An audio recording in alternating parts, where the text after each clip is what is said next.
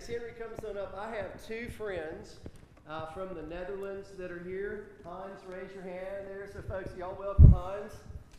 Yeah.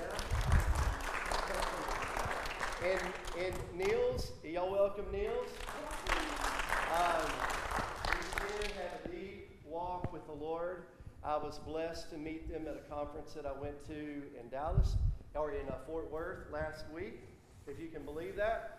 They came all the way from New Holland. We had a great visit. We had great conversation. And Niels asked me, he goes, John, where do you live? I said, about an hour and a half west of here. Where do you live? I said, Graham. And I pulled it up on a map and showed him the little bitty place, Graham. It's like, well, we're going to go up into Oklahoma for the week, and they've been kind of on a spiritual journey. And anyway, it's like, we're coming to Graham. Before I left the conference, they had already booked a hotel to be here because they wanted. Isn't that beautiful? And like, I don't even know what the Lord is doing here, but He's doing some great things. And just for my own strength and encouragement in the Lord, I'm so honored and blessed by your presence today. But Henry, we're thrilled to have you here. What a blessing. I'm shocked that I have not won the furthest distance traveled award. I got to eliminate like my first 3 jokes. All right, so I figure we'll do 5 minutes where I give you an update on everything I've done since graduating, 5 minutes where I sound smart, and then we'll do class for the end. Does that sound good?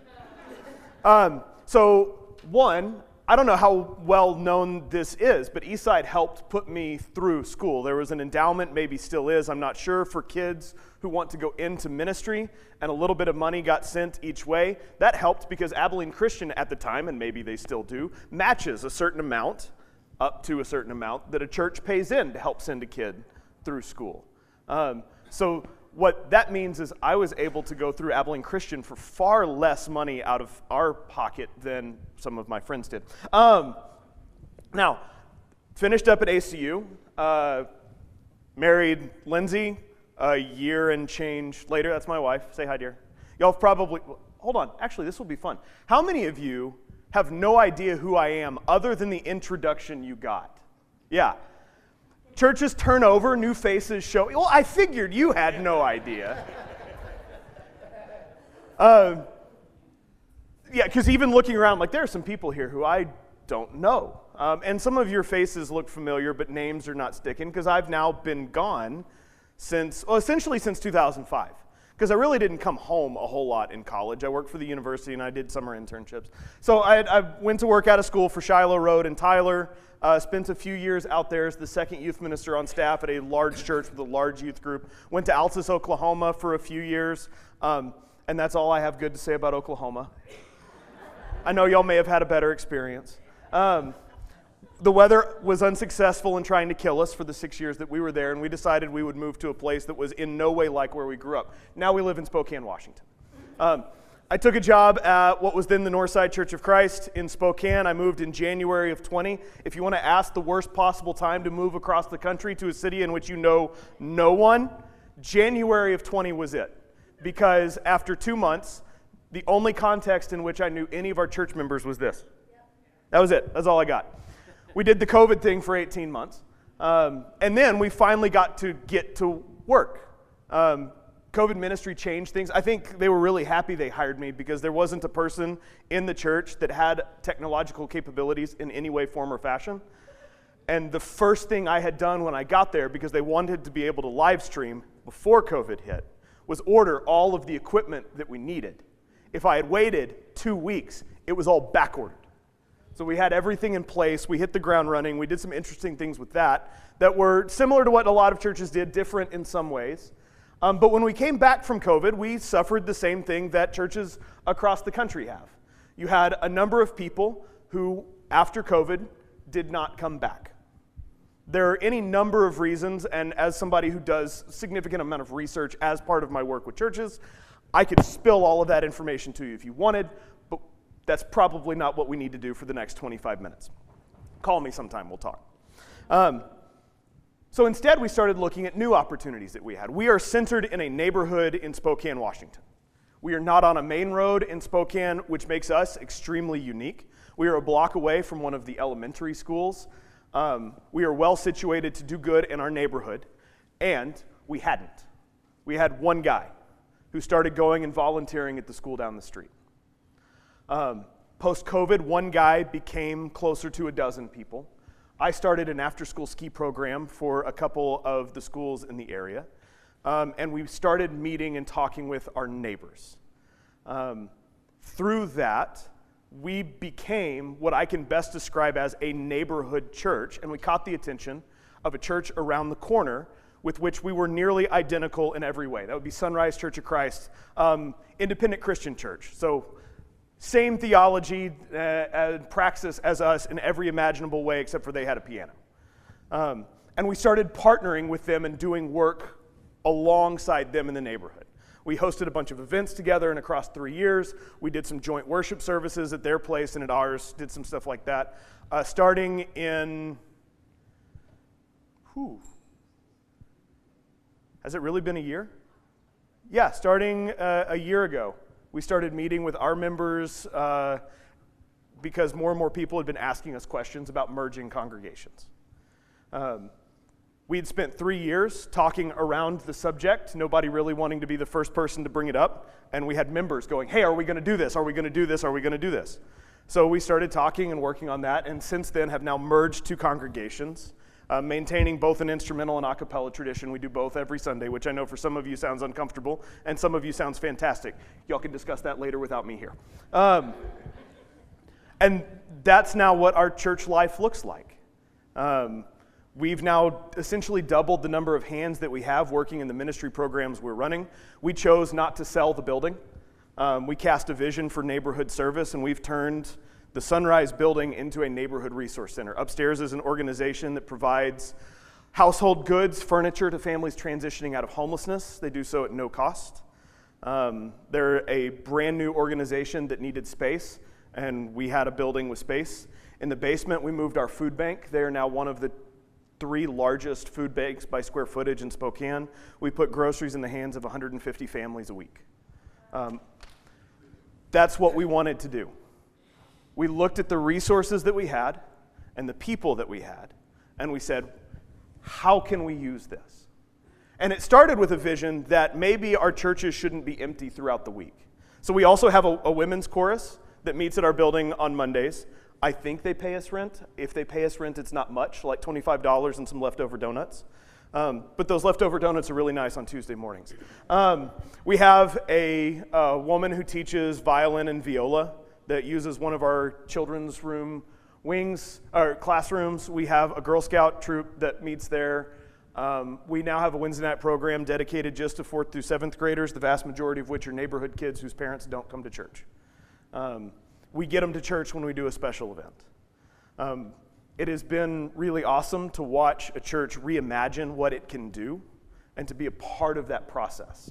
And so if you want to have the quick rundown of what I've done in the last 5.5 years, there's your answer. Also, as some of you probably already know and have asked me about this morning, I'm transitioning out of full-time ministry. I'm going to continue to preach. I've had some opportunity to do some consultation work with other churches. Somehow I ended up on a panel about church property stewardship in front of the National Presbyterian Church Committee a few months ago, which is a weird place for me to end up, but it was a lot of fun. We've been working with churches in Spokane on dedicating portions of their parking lot because we no longer need the parking lot sizes we needed 40 years ago.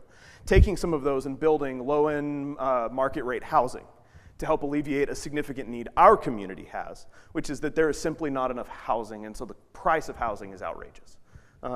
Actually, it's not that outrageous. Seattle makes us look downright affordable, but in comparison to everywhere else, it's outrageous. And we're trying to guide churches on the steps needed to be able to do that. So we've been working with city council and the mayor's office, and it's really weird to look up as this kid from Graham, Texas, who's sitting in a meeting with Washington's lieutenant governor, but I was there, 4 weeks ago, trying to do the type of work that we need to do. Y'all invested in that, and for that I say thank you. When I finished up at Abilene Christian, I swore I would never go back to school, so naturally now I have a master's in historical theology. And what I chose to write my thesis on is probably interesting to one person in this room. And that would be me, because it was absolutely fascinating to me. But what I wrote about was the weaponization of theology, specifically during World War I. How people use theology as a way to do damage to others. It really showed up in propaganda. I can draw the pictures for you if you want. They'll be stick figure, but you'll get the point. If you ever want to talk about how we use theology in a way to harm each other, and especially how we do so on a civic scale, please come talk to me, because that will be the funnest conversation I ever have with anyone. Nobody wants to talk to me about that. It gets kind of sad. It really does. I will say that it shows up scripturally. There's this moment in Luke where Jesus and his disciples are refused hospitality by a Samaritan village, and the first thing two of his disciples do is come to him and say, "Hey, do you want us to call down fire from heaven to eliminate the village?" Their Christology, their understanding of Jesus was such that they thought refusing Jesus was a capital offense for an entire village. Now, we don't resemble this at all in any way, form, or fashion today, do we? And Jesus has to tell his disciples that maybe dropping a nuclear bomb on a Samaritan village is not an appropriate response. In fact, he'd already told them what the appropriate response was: shake the dust off your feet and move on. But they weren't interested because they had been wronged. Y'all, this is us. We resemble this in ways that we don't want to admit. And that's the setup for class this morning. If you've got a Bible, you can turn to Matthew chapter 25. Here's what I figure. I figure the odds that I come back and teach in Graham are pretty low. It's taken me, 20 years to do this? If I do come back 20 years from now and do this, some of us may not still be here, looking around the room. And so I get last words. And where else to go for last words but Jesus' own? Matthew does a really good job throughout the gospel of presenting Jesus as a new Moses. Like, the image that he wants his readers to see, Jewish followers of Jesus, each and every one of them, is that in Jesus, God is doing what God has done historically, just in a new and powerful way.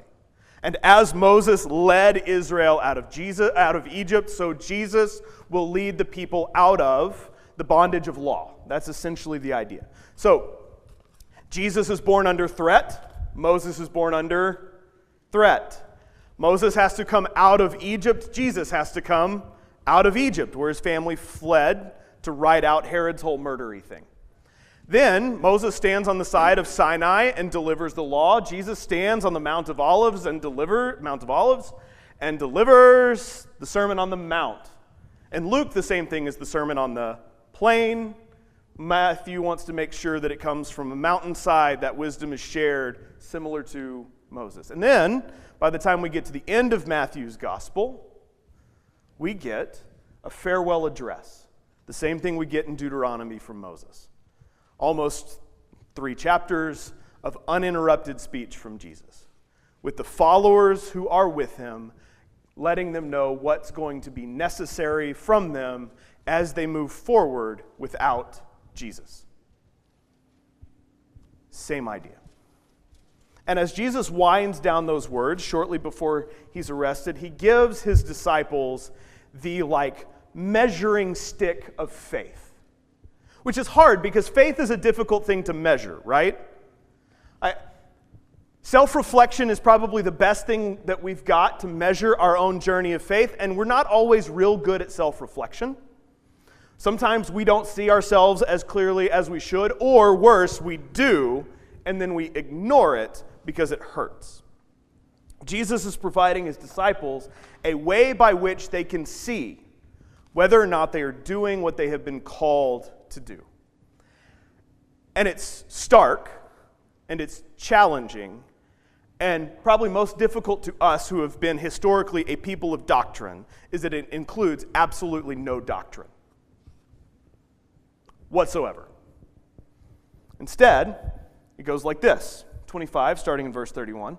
But when the Son of Man comes in his glory and all the angels are with him, he will sit upon his glorious throne. All the nations will be gathered in his presence, and he will separate the people as a shepherd separates sheep from goats. He will place the sheep at his right hand and the goats on his left. So good job, y'all, for sitting on the correct side of the room. Sorry.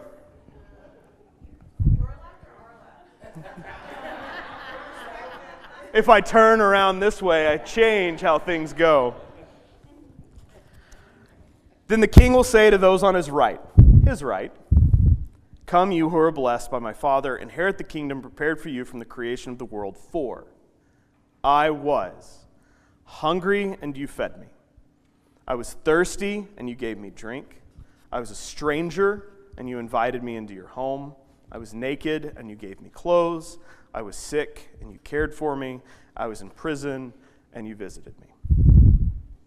Then the righteous ones will reply, "Lord, when did we ever see you? Hungry and feed you, or thirsty and give you something to drink? Or stranger and show you hospitality? Or naked and clothe you? When did we ever see you, sick or in prison, and visit you?" And the king will say, "I tell you the truth, whenever you did it to the least of these brothers and sisters of mine, you were doing it for me." When did we see you? Here's what that implies to me. They were looking. Right? They were aware. They were looking. They didn't catch what they were doing, but their looking for Jesus didn't stop them from helping the people who were right there in front of them. They didn't necessarily get that that's what they were doing. It wasn't their goal. It wasn't a program. Not that programs and goals around serving others are bad. It was who they were. Their interaction with Jesus had created in them a heart that served others, whatever else was going on. It generated in them a compassion to make a difference in the lives of the people who were hurting in front of them. When did we see you? All the time, even if you didn't catch it. And the king will say to those on his left, "Away with you, you cursed ones, into the eternal fire prepared by the devil and his demons, for I was hungry, and you didn't feed me. I was thirsty, and you didn't give me a drink. I was a stranger, and you didn't invite me into your home. I was naked, and you didn't give me clothes. I was sick and in prison, and you didn't visit me." And they will reply, "Lord, when did we ever see you, hungry or thirsty or a stranger or naked or sick or in prison, and not help you?" And that question implies that they were looking. These are not miserably evil people who set out from the beginning to make life horrible for others. I think that's one of the mistakes that we often make, is we divide the world into good and bad. Even if we acknowledge that it's not necessarily true, that there are shades of gray in between, we as human beings have an incredible ability to ignore as much of that as we can because we like to categorize things. This is good, this is evil, this is comfortable, this is dangerous. This is safe and secure, this is home, this is strange, this is foreign, this is wrong. Now, life is not like that. But we sure try to make it that way, don't we? I get the idea that these were people who were also looking for Jesus. And that was the problem. I think there's a danger. I see this a lot in church work. You can tell me if I'm wrong, if this is your experience, of looking for the big things. What's the big thing that we can do? What's the big opportunity we can take advantage of? What's the big program that we can run? And again, those things by themselves are not bad. But this group was looking for Jesus. When did we see you? And ignoring the people who were around them. Now here's especially why that matters in Matthew's gospel. The people to whom Matthew writes, by our best guess, are now a couple generations removed from Jesus. And they have been waiting for Jesus to come back. You see this a little bit in Paul's letter to the Thessalonians. People are so much looking for Jesus that they are not paying attention to the people who are around them. And I think Matthew uses this teaching as a warning to his audience, much in the same way Jesus does to his, though the people are a little bit different. to remind them to not be so focused on Jesus that they miss the work Jesus has for them right around them. They were worried about the person, Jesus, and they missed the opportunity to live out the faith Jesus called them to. I said earlier, I have a master's in historical theology, which means I'm the really boring person who reads ancient texts, translated from language to language to language into really terrible English. And what I can tell you is that generation after generation after generation of Christians have been guilty of this, just like Matthew's audience was, just like Jesus' first hearers were. We're drawn to the big, to the holy, and we miss the mission that we've been given that's right there in front of us. If this is our measuring stick of faith, if these are the last words Jesus imparts on his disciples as a way to let them know what they need to be paying attention to, then what Jesus tells them essentially is that if they want to find Jesus, they need to serve people. And that those moments where they are looking beyond are actually really dangerous because they're going to miss what's right in front of them. In Thessalonian letter, if I remember correctly, there's a moment where Paul has to tell them, like, no, stop feeding the lazy people. The lazy people in the Thessalonian letter were the people who were sitting around doing nothing because Jesus' return was imminent. That was it. Jesus is coming back. I don't need to do anything. Thessalonian letter, Matthew's writings, Jesus teaching, like, one, you don't know the time or the place. Have you ever noticed that every generation is certain that Jesus is going to return in their generation? I read Late Great Planet Earth by Tim LaHaye for fun. He's wrong on basically every imaginable level, but he was in no way new in thinking that Jesus' return is now. Every generation thinks theirs is the worst it's ever been. People these days are so awful. Well, one, okay, historian, no, we're not. Things are actually really good right now. You may not like everything, but we're not sacrificing children. We're not burning people at the stake. We're not massacring people by the millions. Whenever something does tend to happen, usually the international community is at least aware. That's not always been the case. Sometimes it's not great that we're aware. I kind of miss the days when news didn't travel at 1,000,000 miles an hour. Everybody thinks it's theirs. Every generation has a group of people that think that Jesus is coming imminently. And that temptation to just sit back and do nothing and wait is not gone. You actually still see this in some particular group writings even today. Jesus would have them know, one, maybe it's not their concern. You don't get to know the time or the place or any of that stuff. That's not what's important to you. Jesus would say, you haven't lost your responsibility to pay attention to the people who are around you. I was naked and you clothed me. I was hungry and you fed me. I was a stranger and you welcomed me. I was naked. I was sick and you cared for me. I was in prison and you visited me. When did we see you? Everywhere. You saw me everywhere, even if you didn't recognize it. I've got 8 minutes. The danger of passages like this is that it makes us feel good about one or two things that we're involved with. Oh, I do that. Oh, I do this. And we think it's a checkbox. I've done the thing. But the goal is never check marks. Faith is not check marks. It's not even a good measuring stick. I called it a measuring stick in the beginning because I don't have better language for it than that. But it's not that. The question is, are you developing into the type of person who takes advantage of these opportunities when they're in front of you? Not, I did the thing, okay. I did the thing, okay. It's about who you become.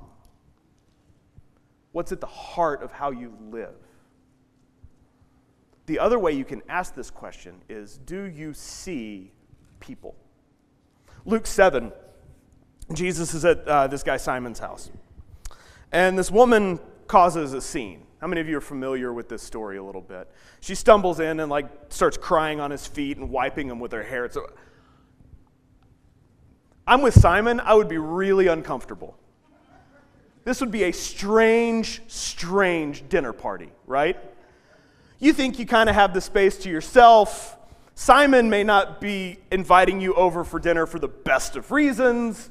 And suddenly there's this woman who's there, and she's crying on some guy's feet. Her hair is being used as a scrub brush. Simon's like very standoffish, and there comes this moment where Jesus looks at Simon and says, Simon, do you see this woman?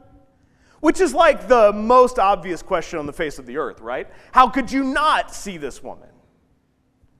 Except for that's the precise problem. Simon doesn't see the woman, he sees the problem. He doesn't see the humanity of a woman who has come in desperate need of something. What he sees is the disruption she's caused. I think when it comes down to the core of it, our gut reaction is far more likely to be Simon-like than Christ-like. The problem that the people on Jesus left, sorry y'all. There, now it's everybody. Is it's a whole lot easier to be Henry-like than Christ-like. It's a whole lot easier to not see. It's a whole lot easier to chase after an agenda that is my own. I can even make it sound Jesus-y. I'm really good at it. I've got 30-something years of practice. Some of you have me beat. Simon, do you see this woman? When did we see you? It's a challenge to open our eyes. It's a challenge to pay attention to the people who are around us. And it's a caution against the danger of chasing after Jesus so ferociously that we miss the people Jesus has for us to serve. Trample is a great word. And as I close, 4 minutes and 3 seconds. I'm going to take y'all right to the buzzer. Go ahead and expect it. As I would close, I would say the churches have trampled a lot of people historically. And we in our generation are not immune from it. I mean, it's fairly obvious in the Middle Ages when there's an Inquisition, right? And we can point to that and talk about how terrible and horrible that was. But we've done plenty of damage to people via church in our day, and I know because I keep talking to them. So you're asking, what's next if I'm transitioning out of full-time ministry? I should rephrase that. I'm transitioning out of full-time church work. I've got an in the outdoors industry. I've got a couple of national ski instructor certifications. I work at 49 Degrees North in the winter as a ski instructor, and this year I've got the opportunity to run our junior instructor program, and I'm surrounded by people who have experience with church, and not a lot of it is positive.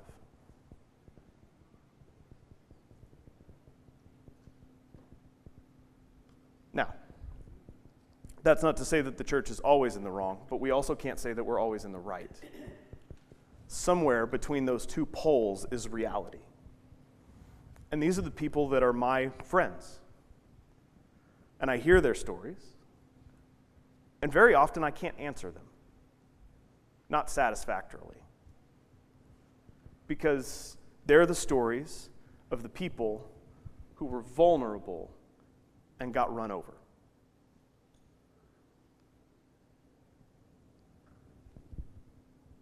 We don't get to wash our hands of that. Even if it wasn't us individually, the church wears that mark. You've heard it, right? This is not news to you. I like your Jesus, I do not like your Christians has been floating around courtesy of Gandhi for quite some time. It's been repeated in every possible venue in every imaginable way. We have a history. And if we want to move on from that history, if we want to do better, if we want to show something different, it's not going to be by taking the reins of culture. Historically, this is where the historian part comes in. Historically, when the church has had power, we are worse. Because given the opportunity to wield our power in a way that's damaging to people who aren't like us, we do it. And every generation that thought they'd do it differently has been wrong. Power is enticing. Control is enticing. Instead, if the church is going to make a difference, to tell a different story about who we are and what matters to us than the ones that some of my friends have heard, that some of your friends and family members have heard, it's going to be by living this way. And I know that because Jesus said it. Given everything he has, important to say, 50 seconds. In the last moments of his teaching ministry with his disciples, he says, and I paraphrase, feed the hungry, give water to the thirsty, take care of the strangers and foreigners, clothe the naked people, take care of the sick, and visit those who are in prison. If they're vulnerable, do something. That's the parting message. That's the measuring stick as best I can describe it. Now, if you want to know why we focused on other stuff, it's because this is hard. This is challenging. The good things usually are. 5 seconds. Glad I got the opportunity to be here. I'll see you in 20 years. No, let's take a second as we close out to pray. And then I will, if I need to turn it over to somebody or if I just need to shut up and sit down, we'll do that. God, we thank you for today, for the blessing that it is to be together in your name.